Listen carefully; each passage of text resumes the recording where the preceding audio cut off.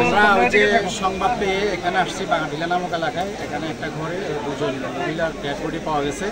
তো আমরা CID crime সিনকে সংবাদ দিচ্ছি, ওনারাও আসতেছে।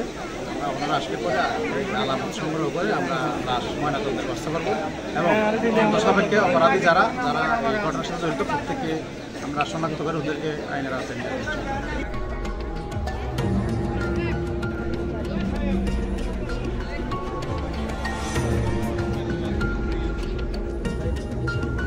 আবার সব যাই না ওইদিকে আবার ভাই একটু